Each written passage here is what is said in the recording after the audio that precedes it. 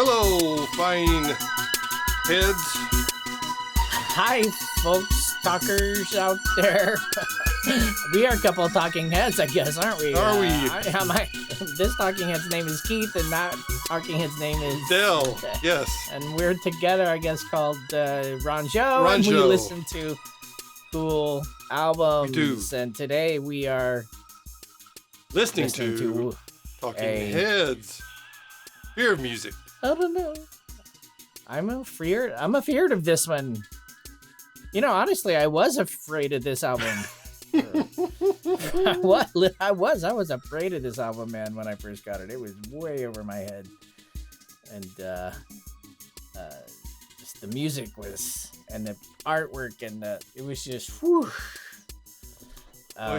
Here's the band, actually in their best state, live.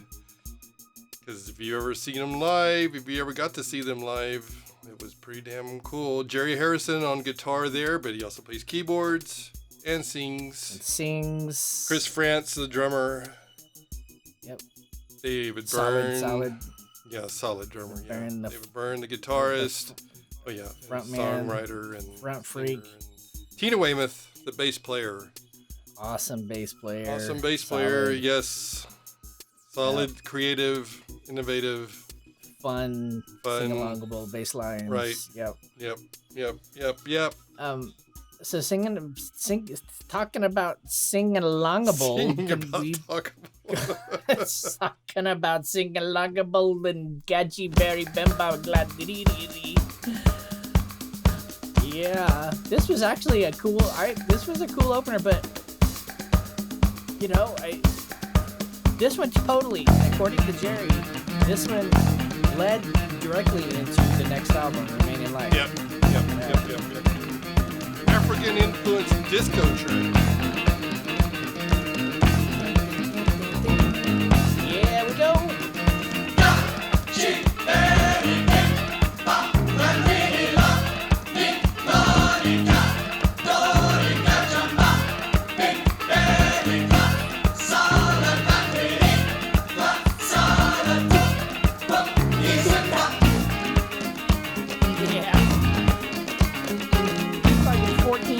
On this side, man.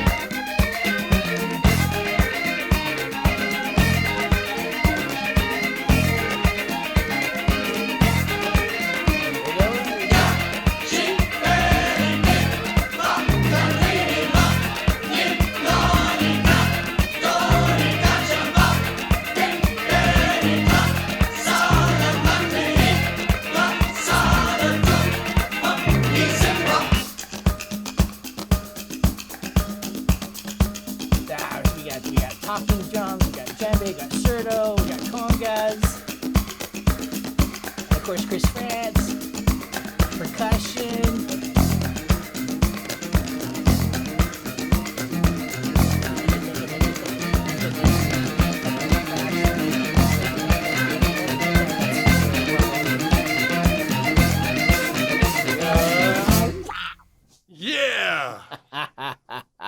I never knew what the hell they were saying, and I still don't, but yeah.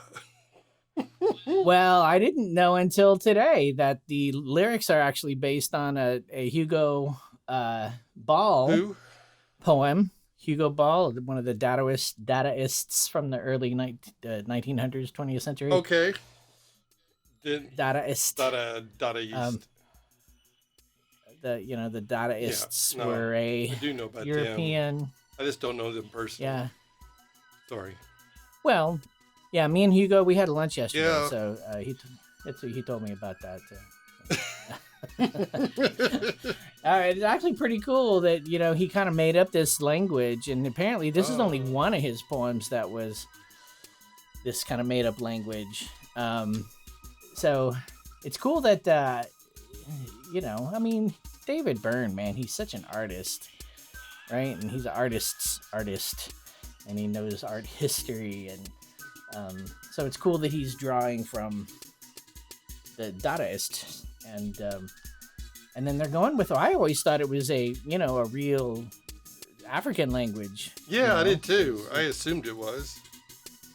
Yeah, I mean, even to this. I mean, as of this week, I just assumed all that. Even seeing them live, even everything, I just assumed it was. Yeah.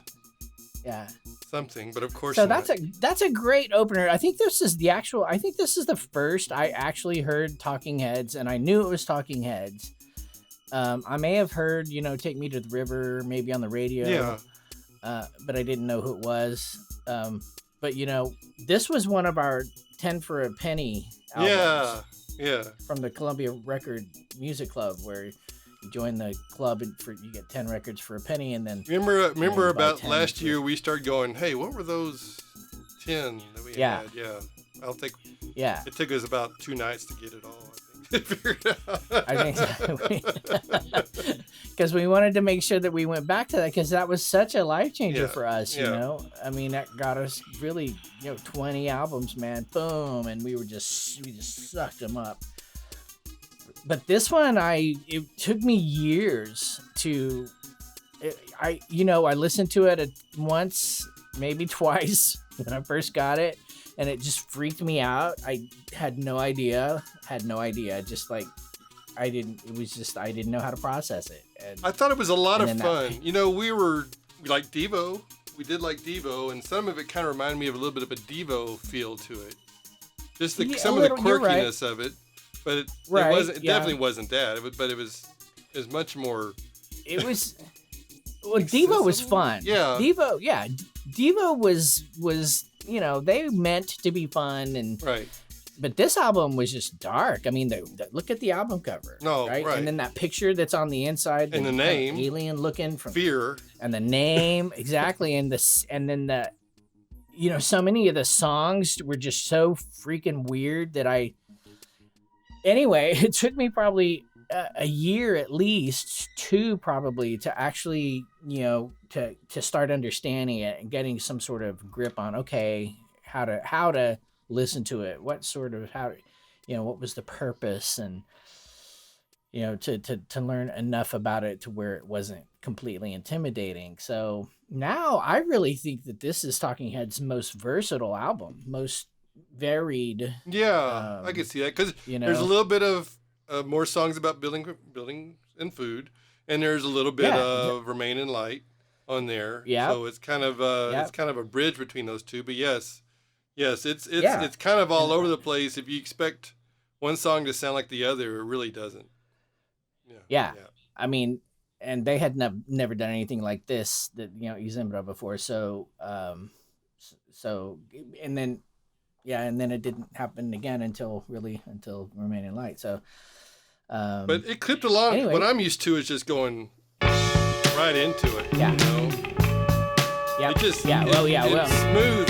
It moves so well between songs. Yeah. We always listen to this album just boom, boom, boom, boom, boom. Yeah. The whole album. So this one is a trippy one. So. I haven't got the faintest idea. I hear that and the word it's singing and this. Everything seems to be up. Yeah, at this point, I'm something to change. the first time he double tracked his voice on this song, yes. but it was so weird sounding. But I mean, the woo, you know, just when I first heard this song, I was like, what the hell are they doing? You know, this is one of those that freaked me out because it was just. So you do this African jam and then you do this like weird kind of, I don't know, what is this? Kind of druggy rock thing, you know, I don't know. But I love it now. It's just got such a cool. I mean, Tina's weird bass lines. And then I never knew if it was Jerry or David. But the rhythm guitars, Talking Heads rhythm guitars, is some of my favorite things in the world.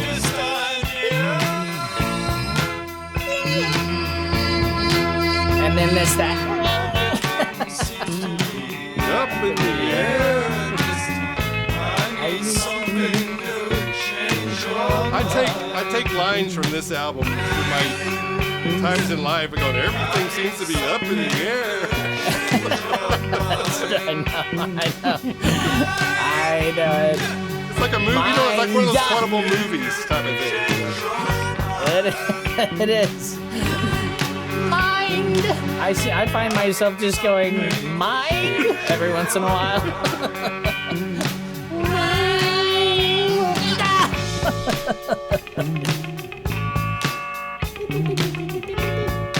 You know, it's just like nothing sounded like this. No. And I won't change you. You know, his lyrics make sense. Half the time. things clear. I try to talk to you to make things clear. When you're not even listening to me, though. And it comes directly from my heart to you.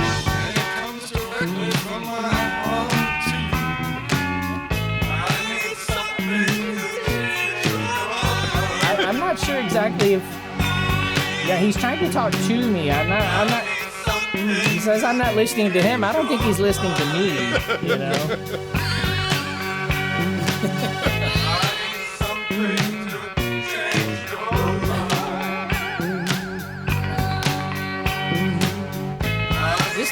I mean, has anything sounded like this since then? Oh, since then. I mean, that definitely nothing sounded like this before.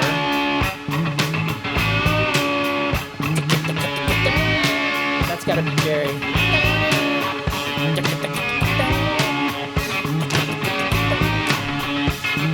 There's the Prophet 5 as well. I'm sure that's a Prophet keyboard. You know, this is one of my favorite guitar bands. It really is. Whenever I really learn how to play guitar, this is what I would listen to. So rhythmic and so odd. Yeah, unique. Yeah. Maybe that's kind of maybe Jamie Westorm sort of. Yeah. Kind of funk, sort of mid-range. Just like, what the hell is he doing things? Right. Sort of. Maybe. Kind of Andy Summers at times, but not Andy really. Summers, right? Yeah. Yeah, I know. Yeah. Kind of Elliot Easton at times, but not really. You know. That's and when I look up this band, everyone says, you know, it says the new wave band's like, not really. You know. I know.